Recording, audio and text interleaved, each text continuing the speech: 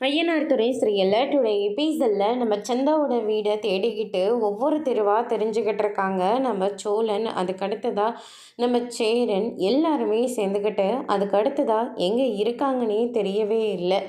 அவரும் ரொம்பவே தேடி தேடி ரொம்பவே கஷ்டப்பட்டுட்டு இருக்காரு. நம்ம சோழன் இருந்துட்டு சந்தா கூட பேசிக்கிட்டு இருக்கிற போது அவங்க வீடு எங்கே இருக்கு அப்படின்ற விஷயத்தாவது சொன்னாங்களே இல்லையா? அது ஏதாவது ஞாபகம் இருந்தால் கொஞ்சம் சொல்லுங்களேன் அப்படின்ற மாதிரி சொல்லி கேட்டுக்கிட்டு இருக்காங்க. ஏதோ ஒரு கோயில் பக்கம் இருக்கிறதா சந்தா ஒரு 2 தடவை சொல்லியிருக்குப்பா அப்படின்ற மாதிரி நம்ம சேரன் சொல்லிக்கிட்டு இருக்காங்க. கோயில் இருக்கிறதா, எந்த கோயிலுன்னு தெளிவாச்சு சொன்னாங்களே இல்லையான்னு அப்படின்னு சொல்லிட்டு கேட்கவும், அதெல்லாம் எதுவும் சொல்லலை, ஆனால் கோயிலுக்கு பக்கத்தில் ஒரு வீடு இருக்கிறதா மட்டும் சொல்லிச்சு அப்படின்ற மாதிரி சொல்லிடுறாங்க. அதுக்கடுத்தது இருக்கிற மொத்த ஏரியாலையும் போயிட்டு கோயிலுக்கு பக்கத்தில் இருக்கிற எல்லா வீட்டையும் போய் பார்த்துட்டு வராங்க. அப்படி எங்கேயுமே இல்லை அப்படின்ற மாதிரி சொல்லிக்கிட்டு இருக்காங்க.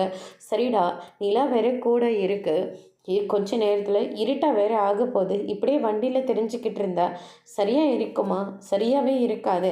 அதனால தான் சொல்ல வரேன், எங்கேயாச்சும் ரூம் இருந்தால் ரூம் போடு, எதுவாக இருந்தாலும் நாளை காலையில் பார்த்துக்கலாம் அப்படின்ற மாதிரி சொல்லிக்கிட்டு இருக்காங்க. நீங்கள் சொல்கிறதான் சரிதானே அப்படின்னு சொல்லிட்டு சோழன் இருந்துட்டு, உங்களுக்கு இந்த ரூம் ஓகேவா அப்படின்ற மாதிரி கேட்டுட்ருக்காங்க.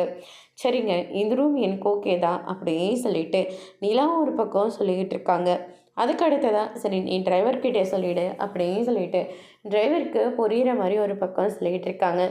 இந்த பக்கம் நம்ம பாண்டியை இருந்துட்டு பல்லவன் கிட்டே போயிட்டு நைட்டுக்கு என்னடா சாப்பிட்ற அப்படின்னு சொல்லிட்டு கேட்கும். மதியமே ஒரு பட்டாச்சுன்னு, இதுக்கு மேலேயும் என்னால் முடியாதுன்னு, அதனால் மதியமாக இப்போ எனக்கு பரோட்டாவும் அப்படியே சில்லியும் வாங்கி கொடுத்துருங்க அப்படின்ற மாதிரி கேட்டுக்கிட்டு இருக்காங்க. சில்லி ஓகேவா? ஏற்கனவே வீட்டில் கொஞ்சம் இது சிக்கன் குழம்பு இருக்குது, சிக்கன் வறுவலும் இருக்குது, அதுக்கு எதுக்கு இது கொஞ்சம் அட்ஜஸ்ட் பண்ணிக்கலாமே அப்படின்ற மாதிரி சொல்லிக்கிட்டு இருக்காங்க. அந்த காரத்தை எப்படின்னு சாப்பிட முடியும்? சத்தியமாக சொல்கிறேன், என்னால் முடியாதுன்னு அப்படின்ற மாதிரி சொல்லிடுறாங்க. சரிடா, நான் வாங்கிட்டு வந்தே தரேன் அப்படின்னு சொல்லிட்டு நம்ம பாண்டி இருந்துட்டு பர்ஸ் எடுத்துகிட்டு வரலான்னு போகிறாங்க. அடுத்த நிமிஷமே வானதி நிற்கிறாங்க. வானதி இருந்துட்டு எங்கே பாண்டி கிளம்பிட்டீங்க அப்படின்னு சொல்லிட்டு கேட்கவும், நைட்டுக்காக சாப்பிட்ணும்ல அதனால தான் அப்படின்ற மாதிரி சொல்கிறாங்க. நடேசன் இருந்துட்டு, உனக்கெல்லாம் நைட்டில் வேறு வேலையே இல்லையா? உன்னை வீட்டில் தேடவே மாட்டாங்களா?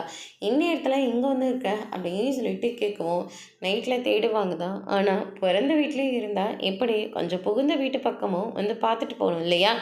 அதனால தான் நான் இங்கே வந்திருக்கேன். அது மட்டும் இல்லை, இவங்கெல்லாம் பட்டினியாக வேறு இருப்பாங்க, இவங்களுக்கு சாப்பாடு வேறு செஞ்சு போடணும் இல்லையா அப்படின்ற மாதிரி சொல்லிகிட்டு இருக்காங்க.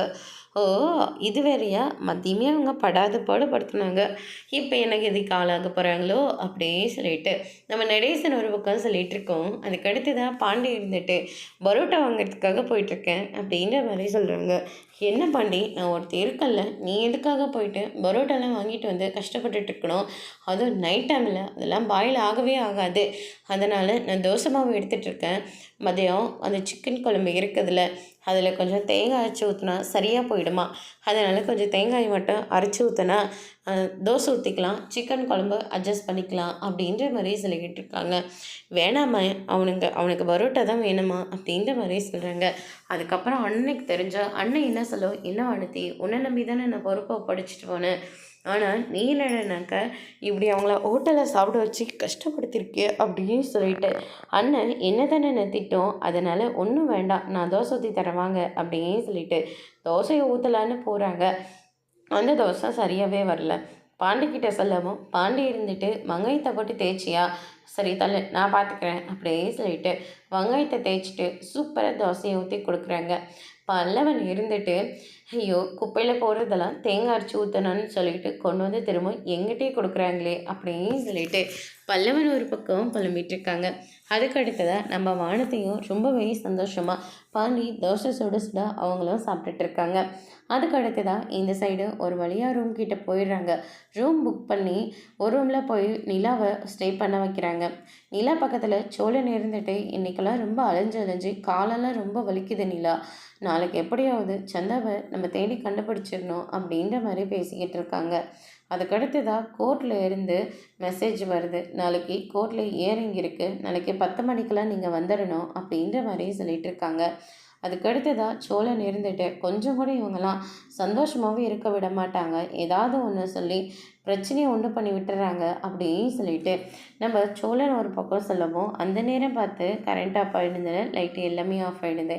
எனக்கு ரொம்ப பயமாக இருக்குன்னு சொல்லிட்டு நிலாவை போயிட்டு ஹப் பண்ணிக்கிறாங்க. இங்கே பாருங்கள், டார்ச் தானே வச்சிட்ருக்கேன். நாளைக்கு கோர்ட்டுக்கு போய் என்னங்க பண்ண போகிறோம்? உங்களுக்கும் டிவோர்ஸ்க்கு சம்மதம், உங்களுக்காக நானும் கொடுக்க போகிறேன். டிவோர்ஸ் வேணான்னு சொல்லிடலாமே, நம்ம 2 பேரும் சந்தோஷமாக இருக்கலாமே அப்படின்ற மாதிரி சொல்லிக்கிட்டு இருக்காங்க. நிலா எதுவுமே பேசாமல் அமைதியாக இருக்காங்க. அதோடு இன்னைக்கான எபிசோட் முடிச்சிருக்காங்க. இனி ஐயனார் துணை சரியில்லை, அடுத்தடுத்து என்னெல்லாம் நடக்க போகுதுன்றதை வெயிட் பண்ணி பார்க்கலாம். தேங்க்யூ.